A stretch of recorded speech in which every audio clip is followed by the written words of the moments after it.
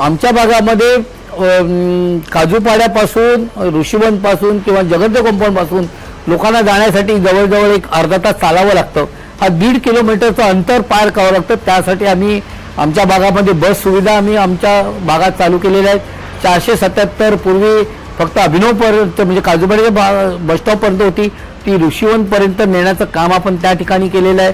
त्याचप्रमाणे जे साध्या बसेस सुद्धा त्या AC बसेस त्या ठिकाणी चालवण्याचं काम आपण त्यावेळेला आपण केलं। त्याचप्रमाणे गणेश चौकमध्ये तर आम्ही जगदेपर्यंत आम्ही पहिला सुरुवातीला बसेस चालू केल्या होत्या, परंतु नंतर काही कारणास्तव नागरिकांचा रिस्पॉन्स न मिळाल्यामुळे ती आताही बस आपण 293 बस चालू आहे।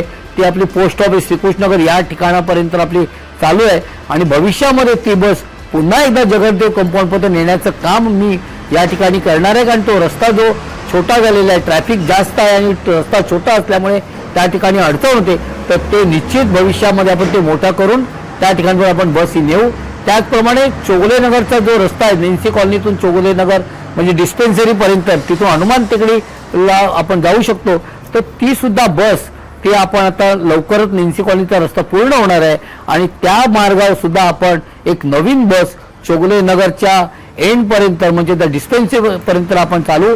त्याचा फायदा त्या संपूर्ण महिंद्रा नेन्सी कॉलनी, सावरपाडा, चोगलेनगर आणि हनुमान टेकडी इकडच्या नागरिकांना होईल आणि एक स्वस्त दरामध्ये एक चांगली प्रवासाची सुविधा त्या ठिकाणी आपण या ठिकाणी उपलब्ध करणार आहोत।